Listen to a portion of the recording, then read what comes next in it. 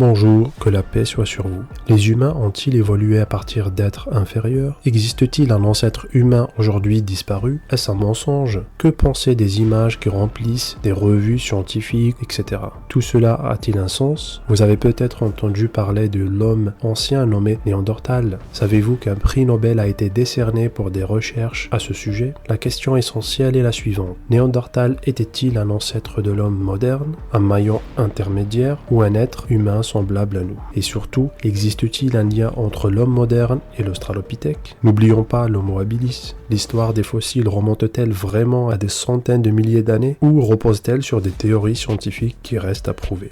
Ce sont des questions importantes auxquelles, si Allah le veut, nous répondrons dans cet épisode. Je vous invite donc à regarder avec l'intention de rechercher la vérité. Pour tout athée en quête de réponse, je vous encourage à vérifier par vous-même les informations et les articles scientifiques que je vous présente. Le juge entre nous sera la vérité et la preuve. D'ailleurs, à la fin de cet épisode, je vous présenterai des preuves scientifiques simples qui répondront à toutes ces questions. Mais avant cela, nous allons réfuter chaque point soulevé un par un. Alors, suivez cet épisode jusqu'au bout. Si vous découvrez la vérité, adoptez-la et mettez de côté tout votre orgueil. Commençons. Le 3 octobre, il a été annoncé que Svante Pääbo avait remporté le prix Nobel pour avoir décodé le génome de Néandertal et de l'humain dénisovien. Il a comparé leur ADN à celui des humains modernes et a découvert quelque chose de fondamental. Nous possédons des gènes hérités de Néandertal. Cela signifie que nous avons cohabité ensemble des milliers d'années. Nous nous sommes mariés et avons eu des enfants ensemble. La recherche génétique a prouvé que les humains modernes ont eu des relations avec les Néandertaliens et les Dénisoviens. Ils ont engendré des enfants.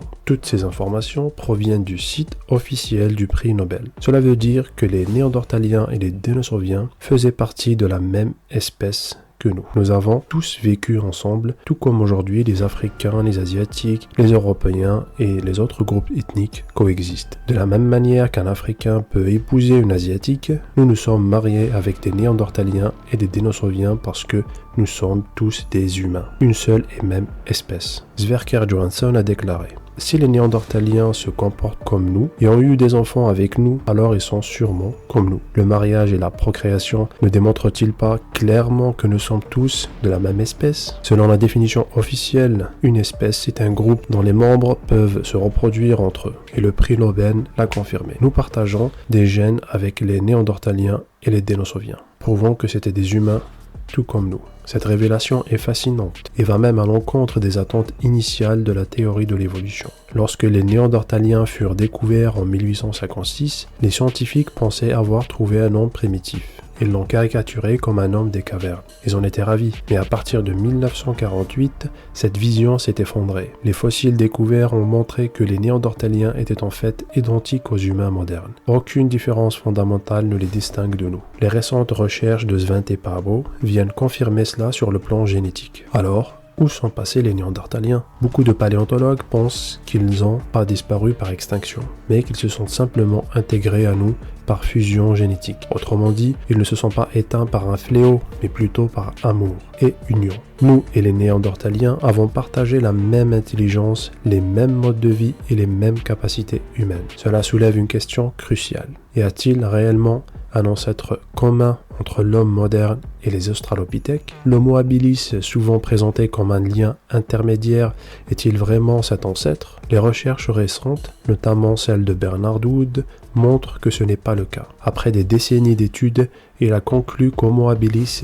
n'était pas un ancêtre humain, mais plutôt une espèce de singe éteint. But it lacked some important features that you would want to see in the earliest member of our genus. So we came to the conclusion that Homo habilis probably wasn't as good a candidate as being the earliest member of our genus as it was made out to be originally. Un article de Science Magazine va dans le même sens. Homo habilis, autrefois classé comme ancêtre de l'homme, est désormais reconnu comme un singe éteint. Il est donc temps de reconsidérer certaines idées établies. Homo habilis ne peut pas être considéré comme un lien intermédiaire, tout comme le Néandertal ne sont pas un homme primitif. Nous sommes tous, depuis le début, membres d'une seule et même espèce humaine. Savez-vous, chers spectateurs, qu'après plus de 150 ans de recherche et des milliards de dollars investis, les évolutionnistes n'ont toujours pas un seul fossile intermédiaire prouvant un lien entre l'homme et le singe? Bernard Wood, un paléontologue de renom, déclare dans la prestigieuse revue Nature « Quand j'ai commencé mes études de médecine en 1963, l'évolution humaine ressemblait à une échelle. » dit-il. L'échelle allait du singe à l'homme en passant par une série d'étapes intermédiaires, chacune légèrement moins similaire que la précédente. Aujourd'hui, l'évolution humaine ressemble à un buisson. Nous avons une ménagerie d'humanoïdés fossiles, le groupe contenant tout ce que l'on croit plus proche des humains que des chimpanzés, leurs liens de parenté et ceux, s'il y en a, qui sont des ancêtres de l'homme, font encore l'objet de débats. Imaginez une telle déclaration après un siècle et demi de fouilles et des milliers d'équipes de recherche à travers le monde. Bernard Wood lui-même s'interroge encore sur les relations entre ces fossiles et se demande même si l'un d'eux pourrait réellement être un ancêtre humain. Pourtant, malgré cela, le grand public est souvent trompé par cette fameuse image de l'évolution. Une représentation simpliste et trompeuse qui donne l'impression que tout est clair. Et cette image est un pur mensonge, elle n'a aucune base scientifique solide. Et même en mettant les fossiles de côté, au niveau du génome, l'idée qu'un être primitif puisse évoluer en humain est également mise en question. Une étude publiée dans la revue Genetics, menée pour défendre la théorie de l'évolution, a révélé un fait surprenant. Pour que seulement 2 mutations bénéfiques se fixent dans une génération d'insectes, il faut des millions d'années. Chez l'humain, ce processus prendrait plus de 100 millions d'années. Cela signifie qu'il faudrait plusieurs fois l'âge de l'univers pour qu'une nouvelle espèce humaine émerge à partir d'un être primitif. Entre l'homme et ce qu'on appelle l'ancêtre commun, Australopithèque, il existe plus de 60 millions de différences génétiques. Faites le calcul, avec 2 mutations fixées tous les 100 millions d'années, l'évolution d'un singe en être humain est tout simplement impossible, selon la génomique. Même Ernst Mayr, célèbre évolutionniste, l'admet dans son livre What Makes Biology Unique. Il dit « Entre les fossiles d'Homo et Australopithèque, il existe un grand fossé, sans aucun fossile intermédiaire. Cela signifie qu'il n'y a aucune preuve fossile d'un lien entre l'homme et l'Australopithèque. Celui qui prétend le contraire est soit mal informé, soit un trompeur. Nous sommes donc à 150 ans après la théorie de Darwin. Des milliers de missions de recherche et pourtant pas un seul fossile ne prouve un lien direct entre l'homme et un ancêtre primitif. Ce que montre chaque jour la paléontologie et la génomique, c'est que l'homme est apparu soudainement. Tous les fossiles étudiés pendant des décennies se révèlent être soit des humains modernes, soit des singes éteints. La théorie de l'évolution en réalité est une illusion qui manque cruellement de preuves solides. Si un scientifique objectif examinait toutes les soi-disant preuves, il dirait sans hésitation arrêtez ces absurdités. Il est temps de trouver autre chose. Passons maintenant à un sujet crucial. L'estimation de l'âge des fossiles. Existe-t-il vraiment des fossiles humains vieux de 100 000, 200 000 ans? Ou bien ces estimations reposent-elles sur des hypothèses invérifiables? Nous aborderons cette question très prochainement. Mais avant cela, jetons un coup d'œil à la psychologie des paléontologues, car elle est essentielle pour comprendre certaines dynamiques de cette science. Contrairement aux physiciens, médecins ou ingénieurs, les paléontologues possèdent des traits bien particuliers. Leur discipline, par nature, les pousse souvent à l'exagération. Lorsque vous passez votre vie à chercher des fragments de mâchoire ou des morceaux de crâne, il est presque inévitable de voir une tendance à l'exagération. Passer des années à traquer des ossements et encore plus de temps à les étudier peut effectivement amener à des conclusions exagérées. Mais où cela devient préoccupant, c'est lorsque cette exagération a des répercussions scientifiques majeures. Un célèbre scientifique que je vous dévoilerai bientôt a lui-même constaté l'ampleur des querelles en paléontologie. Pourquoi? Parce que cette discipline manque cruellement de données solides. Il est rare de trouver un os, et quand c'est le cas, il devient l'objet d'hypothèses infinies. Les paléontologues, au manque de preuves concrètes, doivent souvent compenser par des théories bruyantes et convaincantes, en espérant que cela attirera l'attention. Criez fort et peut-être qu'on vous croira. Telle semble être la devise de cette science parfois étrange. Et devinez qui a fait une observation similaire? C'est Svante Pääbo, lauréat du prix Nobel en 2022. Il a lui-même critiqué cette tendance en paléontologie, affirmant que beaucoup de ces théories ne tiennent qu'à force de cris. C'est frappant de voir que même un prix Nobel, dont certains croyaient qu'il soutenait la théorie de l'évolution, pointe du doigt la faiblesse des hypothèses paléontologiques. La paléontologie, plus qu'une science, devient parfois une obsession collective autour de la généalogie. Et cette généalogie repose souvent sur des spéculations et non sur des faits. Un exemple frappant est le scandale de Reinhard Pruch, paléontologue reconnu qui a passé 30 ans à falsifier des crânes qu'il prétendait avoir 36 000 ans, étaient en réalité des crânes humains contemporains ou vieux de quelques siècles. Cela montre à quel point cette science peut être vulnérable aux fraudes. Prenez également le célèbre homme de Piltdown, découvert en 1912, et présenté comme le chaînon manquant entre l'homme et le singe. Pendant 41 ans, ce fossile a été accepté comme preuve majeure avant d'être révélé comme une supercherie en 1953. Un crâne humain truqué avec une mâchoire de singe. Cette histoire, comme tant d'autres, montre combien la paléontologie peut être sujette à des erreurs spectaculaires. Nous avons même vu des cas où une simple molaire a conduit à la création d'un homme entier, comme l'homme de Nebraska. Sur la base de cette unique dent, les scientifiques ont imaginé toute une famille d'hommes primitifs. Quelques années plus tard, ils ont découvert que cette dent appartenait en fait à un sanglier. Cet épisode résume bien la fragilité des découvertes paléontologiques. La vérité est simple. Après plus de 150 ans de recherche, nous n'avons toujours pas un seul fossile intermédiaire crédible entre l'homme et le singe. Les tromperies dans cette science sont si nombreuses qu'elles remplissent même des volumes entiers. La paléontologie a joué un rôle central dans des conflits ethniques, contribuant aux idéologies qui ont conduit aux 2 guerres mondiales du siècle dernier. Des concepts comme la race supérieure et la race inférieure. Leading German thinkers argued that war was an evolutionary necessity, a natural outgrowth of the Darwinian struggle for survival. Certains étant considérés comme proches des animaux ont justifié des actes inhumains, tels que l'extermination de populations entières. Cette vision fondée sur la théorie de l'évolution a servi de prétexte à des atrocités, notamment en soutenant l'idée que certaines races jugées inférieures pouvaient être éliminées sans problème moral. La théorie de l'évolution, encore perçue par certains comme une science incontestable, a fourni une justification idéologique au génocide et à l'épuration ethnique. L'histoire a montré que des figures comme Hitler, Mao Zedong, Pol Pot, Staline, etc. ont appliqué cette théorie aux humains en considérant les groupes qu'ils ont persécutés comme des sous-humains. Cela a entraîné la mort de près de 10% de la population mondiale, un chiffre effarant directement lié à cette idéologie déformée. Il suffit de lire l'histoire pour voir jusqu'où cela est allé. À une époque, des humains étaient même exposés dans des zoos, enfermés dans des cages comme des animaux, car ils étaient vus comme appartenant à des races inférieures. Et malgré tout cela, la théorie de l'évolution continue d'être enseignée dans les universités, etc., considérée comme une science valide, sans une remise en question sérieuse de son impact moral et historique. En revenant à la question des fossiles, il est pertinent de se demander si les méthodes d'estimation de leur âge sont vraiment fiables, en particulier celles qui suggèrent que certains fossiles humains datent de 100 000 à 200 000 ans. Cette estimation repose particulièrement sur la datation radioactive, un procédé qui utilise la désintégration d'éléments comme le carbone 14 pour déterminer l'âge des fossiles. L'idée est que les éléments radioactifs se désintègrent à un rythme constant au fil du temps, mais cette hypothèse, bien que largement acceptée, comporte des erreurs majeures et des incertitudes. Pour mieux comprendre, voici comment fonctionne la méthode.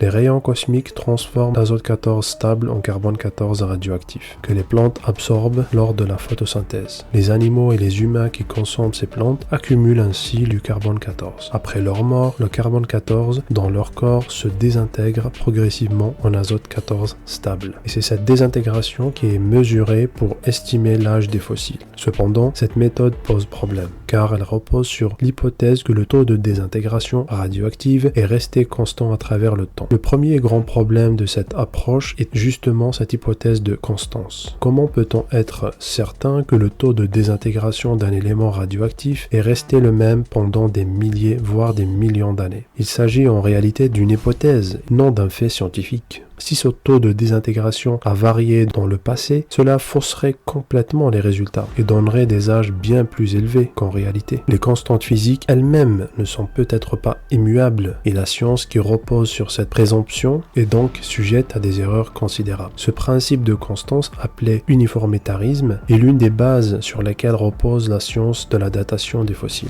Cette hypothèse affirme que les lois physiques et les processus naturels que nous observons aujourd'hui ont toujours été les mêmes dans le passé. Pourtant, cette hypothèse est invérifiable et pourtant fondamentale pour toutes les méthodes de datation. Si elle s'avérait fausse, alors toutes les estimations de l'âge des fossiles seraient incorrectes. Il est essentiel de comprendre que cette hypothèse d'uniformitarisme ne concerne pas seulement la paléontologie, mais aussi d'autres disciplines comme la cosmologie. Toutes ces disciplines dont la fiabilité est remise en question reposent sur des hypothèses invérifiables et elles sont considérées parmi les sciences les plus inexactes, car elles manquent de preuves preuves concrètes et sont constamment en proie à des spéculations. Sachez que ces incertitudes plongent la paléontologie et les autres disciplines qui se basent sur l'uniformitarisme dans des zones d'ombre, impossibles à vérifier ou à tester, et où la rigueur scientifique est souvent remplacée par des conjectures. Malheureusement, ces zones floues sont précisément celles où les athées trouvent refuge, car leur position idéologique repose également sur des hypothèses non vérifiables, plutôt que sur des preuves tangibles. Le second problème dans l'estimation de l'âge des fossiles repose sur une incertitude majeure. Comment savoir si la quantité d'éléments radioactifs dans un fossile à l'époque est la même que ce que l'on observe aujourd'hui? Prenons un exemple simple pour illustrer cela. La force gravitationnelle de la Terre diminue au fil du temps, ce qui entraîne un affaiblissement progressif de l'atmosphère. Autrefois, la gravité terrestre était plus forte, ce qui signifie que l'atmosphère était également plus dense. En conséquence, les rayons cosmiques responsables de la transformation de l'azote 14 en carbone 14 pénétraient moins dans l'atmosphère. Moins de rayons cosmiques signifie donc moins de carbone 14 créé. Et donc, les fossiles de cette époque aurait contenu moins de carbone 14 radioactif que ce que nous anticiperons aujourd'hui. Cette variation dans les conditions atmosphériques illustre un des nombreux facteurs naturels qui ont pu modifier la quantité d'éléments radioactifs dans les fossiles anciens. Il est impossible de connaître exactement ces variations, ce qui pose un problème sérieux pour la fiabilité des méthodes actuelles d'estimation de l'âge des fossiles. Vous fondez vos estimations sur une hypothèse qui ne peut être prouvée. Le champ magnétique terrestre joue également un rôle crucial dans cette équation, car il agit comme un bouclier contre les rayons cosmiques. Aujourd'hui, nous savons que ce champ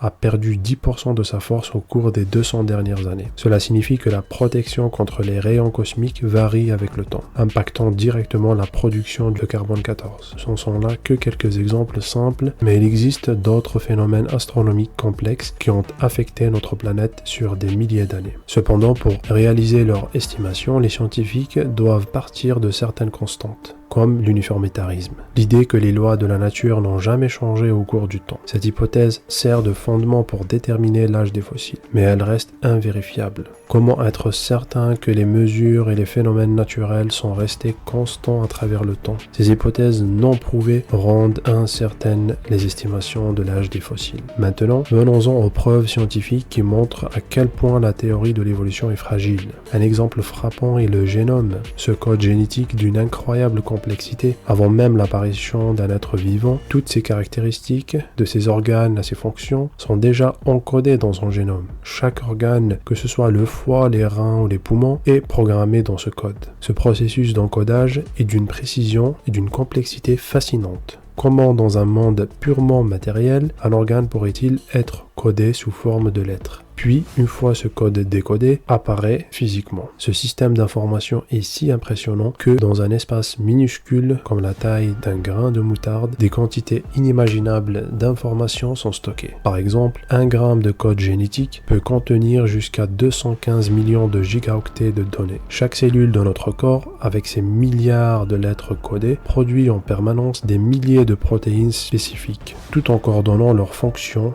de manière extraordinairement précise. Le génome humain, avec ses mécanismes codés et décodés, est une preuve éclatante de l'intelligence derrière la création, dépassant de loin toute explication aléatoire. L'émergence d'une telle quantité d'informations codées ne peut être expliquée par des théories hasardeuses ou évolutionnistes. Cela témoigne d'une création divine, méthodique et époustouflante. Le professeur Harold souligne la folie de l'idée selon laquelle la cellule se forme petit à petit de manière cumulative, telle qu'elle est imaginée par la plupart des évolutionnistes. Et il dit dans son livre The Way of the Cell, les composants de la cellule, tels que nous la connaissons, sont si parfaitement intégrés qu'il est difficile d'imaginer comment une fonction aurait pu apparaître en l'absence des autres. Les informations génétiques ne peuvent être répliquées et lues qu'à l'aide des protéines enzymatiques, elles-mêmes spécifiées par ces mêmes gènes. L'énergie est exploitée au moyen d'enzymes dont la production nécessite un apport d'énergie. Comment l'ADN se multiplie-t-il pour produire une multitude de cellules dans un organisme? Et comment fabrique-t-il des protéines grâce aux enzymes? Mais d'où viennent ces enzymes? Elles sont produites en lisant l'ADN. Alors lequel est arrivé en premier? Si les deux dépendent l'un de l'autre, comment peut-on parler de hasard dans leur création? C'est impossible, l'un ne peut exister sans l'autre. Essayons de passer ce dilemme. Pour que les enzymes se forment, il faut de l'énergie, mais cette énergie provient des enzymes elles-mêmes. tout est interdépendant. Les systèmes biologiques ne suivent pas une ligne droite où chaque pièce apparaît à tour de rôle. Ils forment un réseau complexe où rien ne semble avoir été la première pierre. Le hasard ne suffit pas à expliquer cette complexité. Pourtant, les défenseurs aveugles de l'évolution s'y accrochent. Imaginez à l'instant que vous ayez toutes les instructions pour fabriquer un ordinateur, mais qu'elles soient stockées sur un CD. Or, sans ordinateur, vous ne pouvez pas lire le CD. C'est le même paradoxe. L'un ne peut fonctionner sans l'autre. C'est pourquoi Harold dit dans la fin de son livre « Il serait agréable de conclure ce livre avec une fanfare joyeuse sur la science se rapproche lentement mais sûrement du mystère ultime, mais le temps de la rhétorique rose n'est pas encore à portée de main. L'origine de la vie me semble aussi incompréhensible que jamais. Une question d'émerveillement, mais pas d'explication. Les athées persistent à affirmer que la vie est née par accident dans l'environnement primitif de la Terre, mais qui se retrouve face à des lacunes cognitives? Les athées ou ceux qui reconnaissent l'évidence. Ils ne savent ni comment la vie a commencé, ni comment l'information biologique a émergé. Pourtant, ils inventent des hypothèses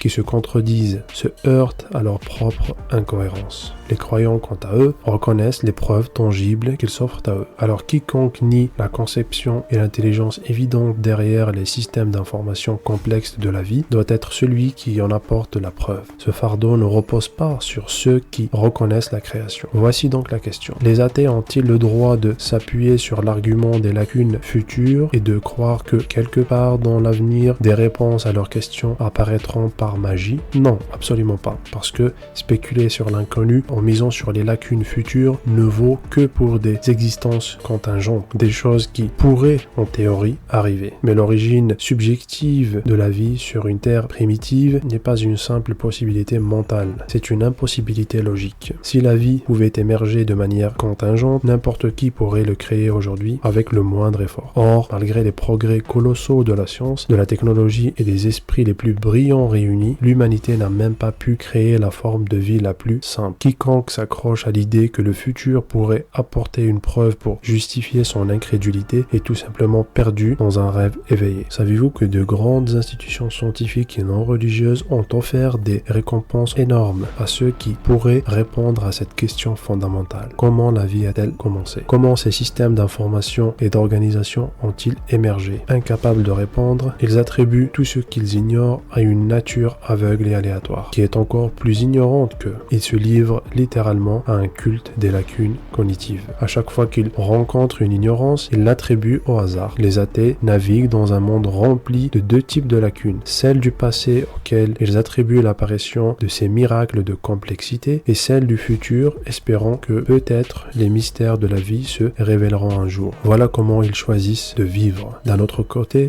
ceux qui croient au Créateur suivent la voie de la raison et de l'observation. Ils observent des systèmes d'information, ils reconnaissent les preuves tangibles et logiques que leur esprit peuvent saisir. Les croyants ne se perdent pas dans des illusions ou des conjectures, mais reconnaissent ce qui est évident. Les athées, eux, s'accrochent à des illusions et des espoirs vides, projetant leurs problèmes là où nous ne pourrons jamais les atteindre. Les institutions scientifiques ont même offert jusqu'à 5 millions de dollars à celui qui pourrait expliquer comment les informations sont encodées dans l'ADN. L'Université de l'Arizona a posé cette question. Est-il possible de créer une bombe génétique qui crypte l'information à partir de rien? Et malgré cette récompense, personne n'a relevé le défi. Allah le Tout-Puissant dit dans le noble Coran: « Ô homme, voici une parabole énoncée. Écoutez-la. Ceux que vous invoquez en dehors d'Allah ne pourraient même pas créer une mouche, même s'ils s'unissaient pour y parvenir. Et si la mouche leur prenait quelque chose, ils seraient incapables de le lui reprendre. Même avec des cerveaux brillants, des laboratoires sophistiqués, des millions de dollars en jeu, ils n'ont rien pu créer. Ni une mouche, ni même une entité des millions de fois plus petite qu'une bactérie. Est-ce là une existence contingente? Est-ce que la vie pourrait vraiment émerger par hasard sur une terre sèche et stérile? Que vous arrive-t-il?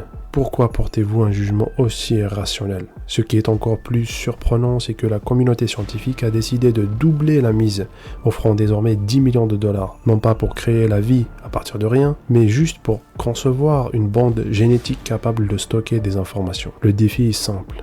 créez simplement une bande génétique fonctionnelle et vous remporterez le prix. Mais même ce défi reste insurmontable. Ils espèrent fabriquer quelque chose de millions de fois plus petit qu'une bactérie et pourtant ils échouent. Dans la prochaine vidéo, Inch'Allah, nous explorerons l'origine de l'univers et les preuves éclatantes de l'existence de son créateur. Et pourquoi ce créateur est Allah Azza wa Jal. Et d'ici là, que la paix et la sagesse vous accompagnent. À très bientôt.